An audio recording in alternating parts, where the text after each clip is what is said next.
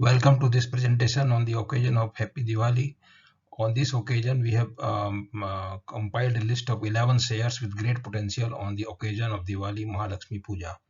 तो दिवाली महालक्ष्मी पूजा के शुभ अवसर पर अति उत्तम संभावना वाले 11 शेयर की लिस्ट यहाँ पे हाजिर है और उनमें से कुछ के ऑलरेडी आपको डिटेल प्रेजेंटेशन पब्लिश किए जा चुके हैं और जो कुछ बचे हुए हैं वो भी कुछ ही दिनों में पब्लिश हो जाएंगे।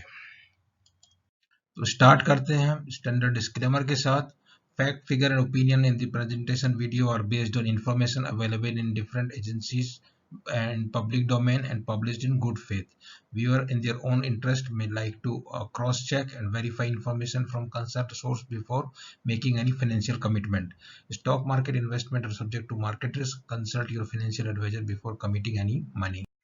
तो जैसा कि आप जानते हैं कि मार्केट की जो इंडाइसेस हैं बॉम्बे स्टॉक एक्सचेंज की सेंसेक्स या निफ्टी दोनों भी अपने करीब करीब लाइफ टाइम हाई के आसपास चल रही हैं। तो ऐसी स्थिति में जो भी आपको ब्रोकरेज रिकमेंडेशन स्टॉक पिक्स आ रही हैं तो उसमें कुछ ब्रोकर्स ने उसमें ये किया है कि वो 2 साल के लिए निवेश की सलाह दे रहे हैं और अभी मतलब ये जो लिस्ट है इसका मतलब हमारी का ये नहीं है कि ये आपको कल ही खरीदना है। इसमें ये इस ओकेजन पे लिस्ट कंपाइल किया गया और ये कंपाइल करके उसमें मौके की तलाश कीजिए और कुछ शेयर ऐसे हैं जो अभी एकदम अट्रैक्टिव भाव पे अवेलेबल हैं और कुछ हैं जो थोड़ा वेट करने का मतलब थोड़ा क्लैरिटी के बाद में उनमें with in next 10-15 days 20 days और 1 मंथ के अंदर इनमें जो है बहुत अच्छी स्थिति बनेगी और आने वाले 6 महीने साल 1.5 साल में जो है बहुत अच्छा रिटर्न जो है ये दे सकते हैं।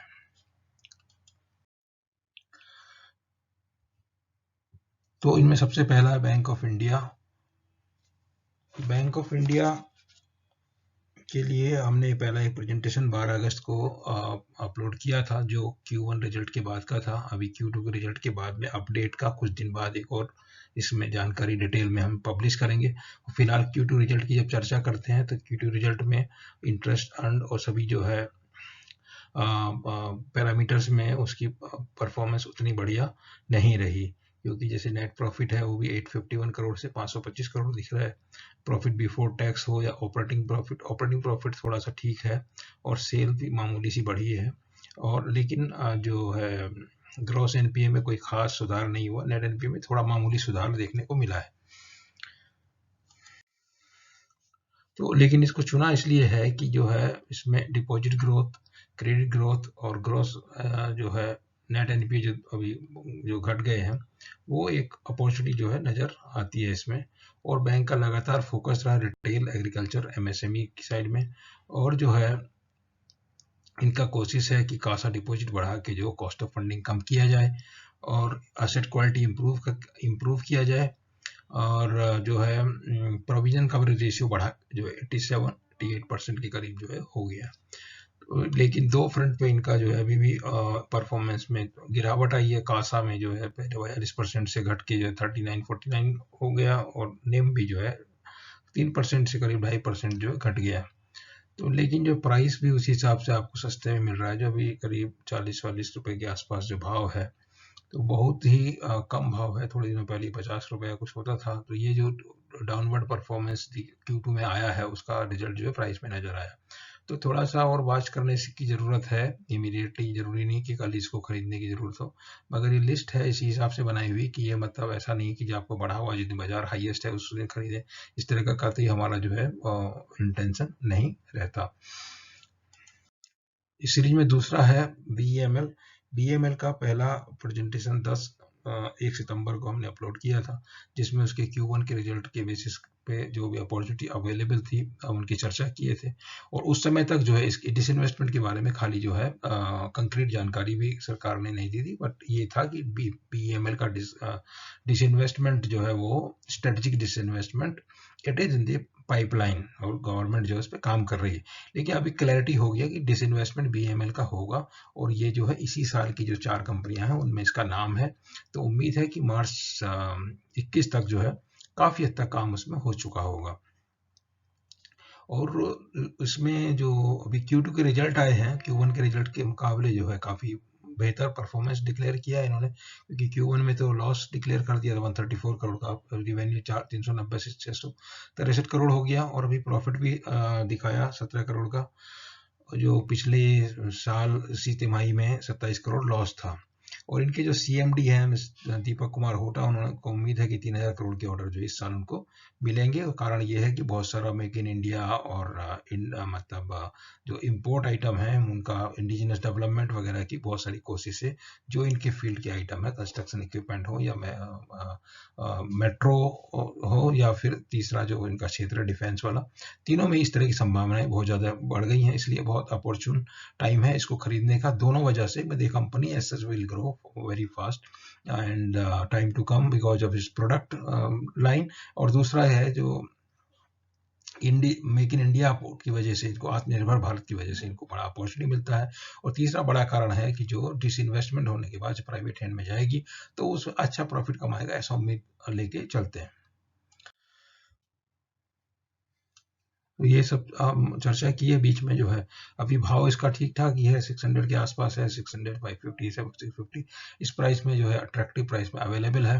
और आने वाले दिनों में जो है इसमें जो है अच्छा अप्रिसिएशन जो है मिलने की दोनों तीनों जो कारण हमने बताया उसकी वजह से संभावना बनी रहेगी। तीसरा BPCL है। BPCL के बारे में 31 अक्टूबर को ही हमने डिटेल प्रेजेंटेशन अपलोड किया है। तो जिसमें क्या है, BPCL का तो डाइवेस्टमेंट इन प्रोसेस है, और इसके मुख्य कारण जो है इसके लिस्ट में शामिल करने का वही है। इसमें डाइवेस्टमेंट में समय एक अपॉर्चुनिटी है कि जो क्या बोलते हैं, सरकार ने जो रोड शो किए हुए हैं उनमें बहुत अच्छा रिस्पांस मिल रहा है, और 3-4 बार पोस्टपोन हुआ। अभी 16 नवंबर आखिरी तारीख है। EOI में कौन कौन आएंगे और किस तरह की इसकी जो है ऑफर आएंगी, तो उससे जो है इसमें एकदम इंटरेस्ट बना रहेगा अगले 2-3 महीने में। और इसमें जो भी है 5-6 महीने में जो भी अभी करंट प्राइस से ठीक ठाक अप्रिसिएशन मिलने की उम्मीद बनी हुई है। यही स्टैटिक डाइवेस्टमेंट है। और दूसरा क्या था कि इसका पहले जो है भाव काफी बढ़ गया था, जब ये पोस्टपोन हो गई तो फिर एकदम भाव में जो गिरावट देखने को मिली। और बीच बीच में हवा आती रहती है कि जो है सऊदी अराम को इंटरेस्टेड है या नहीं है करके, तो उस हिसाब से प्राइस फ्लक्चुएट होता रहता है। बट डाइवेस्टमेंट तो होना ही है, सरकार ने सोच लिया और उस दिशा में कदम भी उठाया है। और अभी कुछ में एम्बिग्यूटी वाला हिसाब किताब है नहीं। अभी वो वेरी बहुत क्लियर है कि 16 नवंबर के बाद डेट भी नहीं बढ़ाएंगे EOI की। चौथा नंबर है कंटेनर कॉर्पोरेशन ऑफ इंडिया। इसका डिटेल प्रेजेंटेशन अभी हमको अपलोड करना है, और ये भी कंपनी ऐसी है जिसका जो है डिसइन्वेस्टमेंट करने का सरकार ने फैसला कर लिया है। तो इसमें क्या है, बहुत सारा इशू था इस कंपनी का। एक तो सबसे पहले Q2 रिजल्ट की बात करते हैं। Q2 रिजल्ट जो है काफ़ी अच्छे आए हैं। प्रॉफिट देखिए 49 करोड़ से 175 करोड़ रिपोर्ट किया, और 1194 करोड़ जो टॉप लाइन थी उसकी जगह 1500 करोड़ टॉप लाइन रिपोर्ट हो गई। तो बहुत अच्छा रिजल्ट है। उसके अलावा जो है इनको अभी जो इनके जो डिपो हैं कंटेनर कॉर्पोरेशन के, वो रेलवे की ज़मीन में होते थे, और रेलवे उनसे बहुत ज़्यादा जो है रेंट वसूल करती थी। वो इनकी प्रॉफिटेबिलिटी पे काफ़ी बुरा असर डालता था। और दूसरा क्या था कि जो एग्रीमेंट थी 5-5 साल के लिए करती थी, उसके लिए अभी क्या मिनिस्ट्रियल मंत्रालय ने इन प्रिंसिपल डिसीजन किया है कि वो 35 साल का एक करेंगे। और जो पुराना जो पहले जो इनका रेट होता था उसमें 7% पर ईयर इंक्रीज होता रेंट में, तो 7% बहुत ज़्यादा माना गया। अब ये है तो इन्फ्लेशन के हिसाब से उसमें इंक्रीज होगा। और दूसरा साथ साथ वो एक्चुअली जो लैंड का रेंट है उसका जीनेसिस था कि जो रेलवे स्टेशन पे कुछ किराए पे दुकान देती है या कुछ देती है, उस जो जिस हिसाब से उनसे रेंट वसूल करते हैं, इसी हिसाब से जो इनको ज़मीन देते हैं, इनको तो ज़्यादा ज़मीन लगती है अपना कंटेनर डिपो बनाने के लिए, उसी हिसाब से इनको रेंट वसूला जाता है, जो भी मतलब किसी भी कॉमर्शियल एंगल से देखा जाए तो बहुत ज़्यादा था। तो पैरेलली इन्होंने कोशिश ये भी किया हुआ है कि कहीं पे ज़मीन खरीद के अपना अलग से रेलवे की ज़मीन के अलावा कहीं पे अपना कंटेनर डिपो बनाए, जिससे जो है इनको रेंट का जो खर्चा है बहुत बड़ा इनका वो कम हो जाएगा और प्रॉफिटेबिलिटी इंप्रूवमेंट होगी। और दूसरी इसके अलावा जो है इसमें अपॉर्चुनिटी है वो है डिसइन्वेस्टमेंट की। तो और तीसरी अपॉर्चुनिटी इसमें जैसे जैसे DFC जो है कमीशन होंगी दोनों, ईस्टर्न और वेस्टर्न कॉरिडोर, तो उसमें जो है कंटेनर की ट्रेन चलेंगी इनकी, और वो जो है काफ़ी उसमें स्पीड भी मिलेगी और थ्रूपुट जो है उसमें ज़्यादा मिलता है। तो इसलिए अगले समझ लीजिए साल 2 साल 3 साल के लिए, और इसीलिए प्राइवेट ऑपरेटर का बहुत बड़ा इंटरेस्ट होने की संभावना, जैसे इसका डिसइन्वेस्टमेंट होगा। तो और अभी ये भी जो है वैल्यूएशन इसका ठीक ठाक वैल्यूएशन अवेलेबल है, और तो इसके बारे में जो है बहुत अच्छी संभावनाएं बनी हुई हैं। और नेक्स्ट जो कंपनी 5वें नंबर पे वो है HPCL, हिंदुस्तान पेट्रोलियम। तो हिंदुस्तान पेट्रोलियम का ये है कि बहुत अट्रैक्टिव वैल्यूएशन पे अवेलेबल है, और इसका प्रेजेंटेशन हमने 5 नवंबर को ही अभी तो Q2 रिजल्ट आने के बाद जारी किया था। पूरा का पूरा जानकारी इसमें उपलब्ध है, नया कुछ इसमें और ऐड करने के लिए नहीं है, तो इसमें बहुत ज़्यादा समय हम व्यतीत नहीं करेंगे। आप उसका लिंक रहेगा डिस्क्रिप्शन में, तो वहाँ पे आप उसको क्लिक करके वो देख सकते हैं, और अदरवाइज जब भी आप चैनल अगर आप सब्सक्राइब किए हुए हैं तो आपको ऐसे ही मिल जाएगा। वो आप चाहे तो यूट्यूब में है, या तो फिर अगर आप इसके हमारे ट्विटर हैंडल पे विजिट करते तो वहाँ पे भी इसका प्रेजेंटेशन आपको मिल जाएगा। तो अभी इसका तो जो बाईबैक का जो ऑफर आया हुआ है, उसकी वजह से शेयर में अच्छा सा अपमूव आया, और वही अपमूव ऐसा उम्मीद है कि जारी रहेगा, और आगे जो है डिविडेंड यील्ड और दूसरे शेयर प्राइस अप्रिसिएशन, जो कंपनी का जो वैल्यूएशन है, उसमें ओवरऑल इंप्रूवमेंट देखने को मिल सकता है। अगला जो कंपनी है छठे नंबर पे, वो हमने सेलेक्ट किया हिंदुस्तान जिंक को। हिंदुस्तान जिंक ने अभी आपको जैसा जानकारी है कि 21 रुपया 30 पैसा जो है डिविडेंड डिक्लेयर किया और पे आउट भी कर दिया। और जिस दिन वो डिविडेंड डिक्लेयर हुआ था उस 210 रुपये इसका भाव था, और कम डिविडेंड में जो है वो करीब 235-40 के आसपास तक गया, फिर वापस डिविडेंड दे दिया, और उसके बाद वापस आपको 225-30 रुपये भाव अभी मिलता है। तो आपको 21 रुपये भी मिल गया, और जो डिविडेंड भी मिल गया, 10% रिटर्न मिल गया। तो इस हिसाब से जो है बहुत अच्छा कंपनी है, और ये इसी तरह से अच्छा डिविडेंड देती रही है।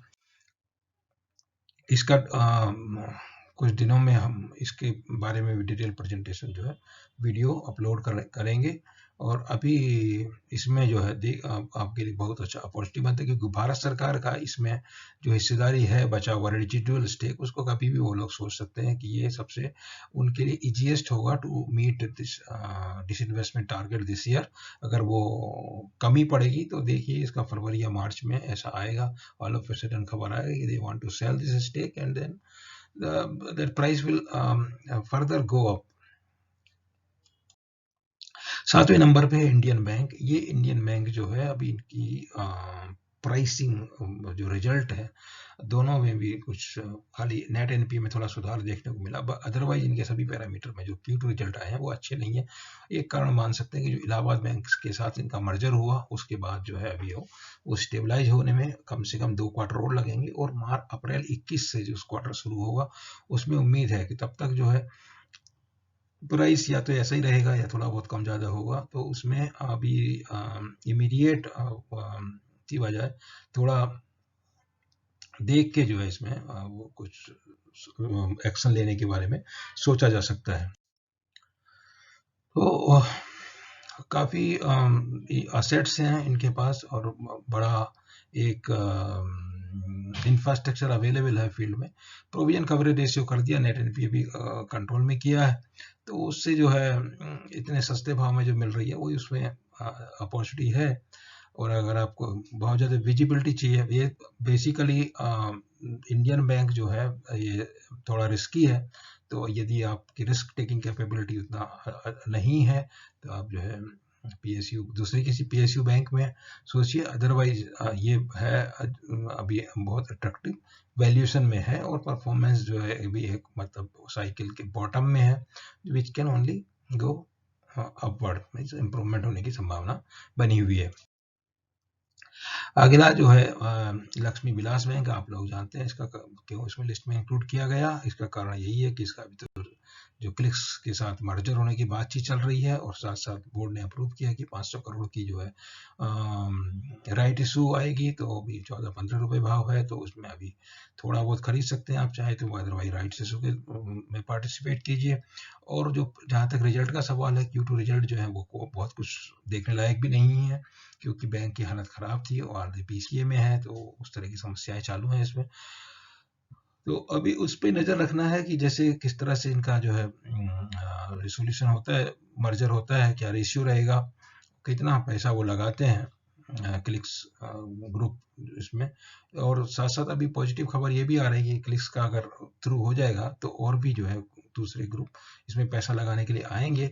और जिस तरह से आज देख रहे हैं हम कि बाकी जो कुछ कंपनियां जो खराब स्थिति में थी, उनको जैसे ही थोड़ा सहारा मिल गया तो अभी बाद में उनको जो है सब तरफ से सहारा मिलने लगता है। ऐसा ही हाल लक्ष्मी विलास बैंक का है। तो क्लिक्स का डील अगर थ्रू हो गया तो देन आपको और दूसरा भी एक इन्वेस्टर मिलेंगे और राइट इशू से 500 करोड़ रुपए का जो है वो मिल जाएगा। तो इनका जो कैपिटल एजुकेशन वाला प्रॉब्लम है और पीसीएस रिलेटेड समस्याएं हैं, एनपीए की समस्याएं हैं, वो उनमें काफ़ी जो हद तक जो है राहत मिलेगी। और अभी तो इसमें रेगुलर मैनेजमेंट भी नहीं है, जो कि आपको मालूम होगा। पहले जब हमने वीडियो अपलोड किया था उससे मैं जानकारी शेयर किया था 12 अक्टूबर को कि पूरा का पूरा बोर्ड के 7 डायरेक्टर को जो है लास्ट इसकी एजीएम में जो है बाहर का रास्ता दिखा दिया गया। तो इसमें एक बहुत बड़ा एग्जाम्पल सामने आया था कि कॉर्पोरेट गवर्नेंस के बारे में अगर आप काम नहीं करते, आप ठीक से नहीं चला पाते कंपनी को, तो you are nobody to be in the chair, you should move out. तो वो इसमें प्रत्यक्ष देखने को मिला है। तो ऐसा ही है, अभी अगर नहीं होगा तो अगला समय में फेस करना है। तो जो अभी 2-3 डायरेक्टर की कमेटी बनाई हुई है जिनको डे टू डे ऑपरेशन देख रहे हैं, इंडिपेंडेंट डायरेक्टर, उन वो भी इस चीज़ को ध्यान में रख के काम कर रहे हैं कि काम अच्छे से करेंगे तभी जो है वो रह पाएंगे। अदरवाइज तो मतलब शेयर होल्डर्स जो है उसके बहुत अग्रेसिव हैं। उसके अगली जो 9वें नंबर की कंपनी है उसका नाम सिर्फ कॉर्पोरेशन ऑफ इंडिया है। ये भी डाइवेस्टमेंट की लिस्ट में सरकार की है। और इसका जो हमारे वीडियो है 9 नवंबर को अभी हाल में ही अपलोड किया है, उसमें डिटेल जानकारी उपलब्ध है। और Q2 के रिजल्ट में जो कुछ आया वो सब भी चर्चा उसमें हो चुकी है। और इसके वैल्यूएशन जो है बहुत अच्छे हैं। और इसमें ये है कि ये इन कंपनियों पे ज़्यादा रिसर्च वगैरह नहीं होती है। और इसमें बिफोर डाइवेस्टमेंट जो इसका जो है बाकी नॉन कोर असेट्स हैं उनकी बिक्री होगी, उससे क्या मिलेगा उसकी क्लैरिटी नहीं है। जैसी क्लैरिटी आएगी तो एकदम भाव में प्राइस में स्पाइक होगी, कुछ होगा इस तरह का उम्मीद बनता है। तो जो प्रोसेस डीमर्जर की जो है उसके लिए तो सरकार से डायरेक्टिव जारी हो चुकी है, मैनेजमेंट उसका काम कर रही है, बोर्ड ने भी उसको एम्पावर कर दिया है। और जैसे ही वो उस काम में थोड़ा सा क्लैरिटी आएगी और जो बाकी जो असेट हैं जो बेचने हैं, जो शिपिंग है इनके, तो उसका फिर ईओआई आएगा और ईओआई आने के बाद वो प्रोसेस जो है चलता रहेगा। तो मगर टारगेट तो 31 मार्च का ही है, इसी फाइनेंशियल में इसको कंप्लीट करने का।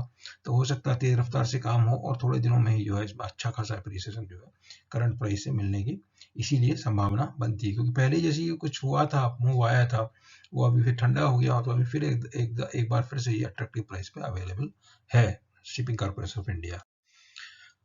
उसके अलावा नेक्स्ट वेदांता। वेदांता का भी जो है डिविडेंड दिया था इन्होंने ₹9.5 अभी जो इनको हिंदुस्तान जिंक इनकी सब्सिडरी होती है हिंदुस्तान जिंक का, सब लोग मान के ये बैठे हुए थे कि हिंदुस्तान जिंक से जो डिविडेंड आया पूरा का पूरा जो डिस्ट्रीब्यूट कर देंगे, लेकिन पूरा डिस्ट्रीब्यूट नहीं हुआ। अभी कुछ डिस्ट्रीब्यूट होना इन्होंने रख लिया, तो अभी उम्मीद है कि दोबारा और फिर ₹9.5 के बाद और भी मिलेगा।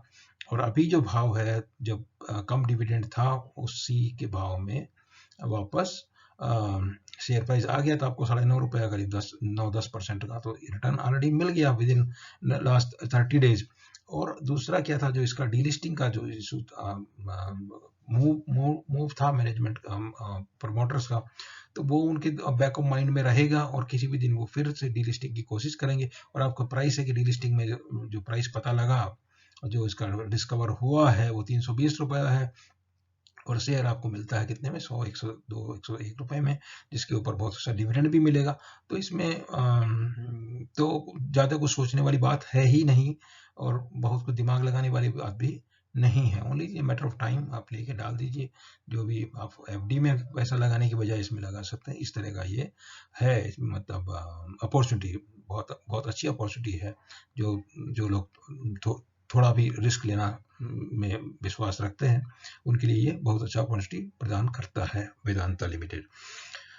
और दूसरा क्या है कि जो इनकी parent company Vedanta resources London की जो है में है, उसको थोड़ा सा कैश की ज़रूरत है और इसके पास कैश है। तो तरीका क्या है, ऐसे तो कैश निकाल नहीं सकते, बैकडोर से कोई तरीका नहीं है, अभी सब बंद हो गए। तो अभी वही है, इसे डिविडेंड के रूप में वो निकालेंगे और डिविडेंड भी आएगा और किस दिन कब हो क्या इसका फिर से डीलिस्टिंग की भी कोशिश हो, तो उस तरह से फिर से उसमें इंटरेस्ट जो है डेवलप हो सकता है, जो पहली जो फेल्ड अटेम्प्ट मूवी है। तो ये वेदांता के बारे में है। इसमें भी जो है प्री डीलिस्टिंग के पहले काफ़ी इंटरेस्ट इसमें डेवलप हुआ था, जब डीलिस्टिंग फेल हो गई तो एकदम से गिर गया प्राइस और फिर उसके बाद आपको डिविडेंड मिल गया।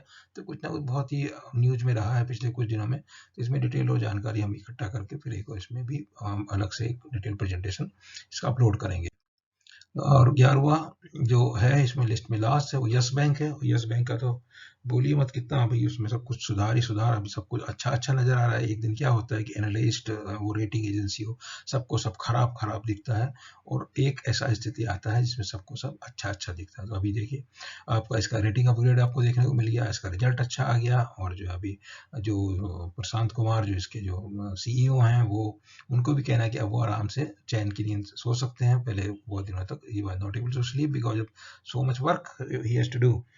तो इसका प्रेजेंटेशन भी डिटेल जो है 25 अक्टूबर को डाला गया था। उसके बाद और कुछ जानकारी यही है कि रेटिंग अपग्रेड मिला है और उसके बाद से जैसे प्राइस 12 रुपये 20 पैसे से एकदम जो 14 रुपये हो गया, 2-3 सर्किट भी लगा है और अभी ऊपर नीचे होता रहेगा, बट ये स्लो एंड स्टडी जो है अभी इसमें और निगेटिविटी का कुछ ऐसा बचा हुआ नहीं है। बहुत अच्छा जो है बैंक है और बहुत अच्छी इसमें संभावनाएं बनी हुई हैं, जो पहले 2 प्रेजेंटेशन में हमने इसके बारे में बहुत सारा जानकारी शेयर कर चुके हैं। तो ये सब था 11 शेयर, जो नाम एक बार फिर से हम इसमें बोल देंगे। Bank of India, BEML, Bharat Petroleum, Container Corporation of India, Hindustan Petroleum, Hindustan Zinc, Indian Bank, Lakshmi Vilas Bank, Shipping Corporation, Vedanta और यस बैंक। तो उम्मीद है कि ये अच्छा, इनके बारे में जो प्रेजेंटेशन अभी आएंगे उनका लिंक हम जो डिस्क्रिप्शन में वीडियो में प्रदान करेंगे। बाकी अदरवाइज आपको जो चैनल आपने सब्सक्राइब किया तो आपको मिल ही जाएगा ऐसे भी, और दूसरा आपको ट्विटर में जो हमारा ट्विटर हैंडल है वहाँ पे कमेंट और सब वीडियो जो वहाँ पे मिलते हैं वहाँ पे भी मिल जाएगा। तो उम्मीद है कि आपको ये सब अच्छा लगा होगा। Happy Diwali and happy investing. This video को आप लाइक कर सकते हैं और हमारा चैनल को सब्सक्राइब कीजिए, उससे आपको जो है काफ़ी जो है अच्छा अच्छा लेटेस्ट और डिटेल जानकारी जो मिलता रहेगा। Thank you very much.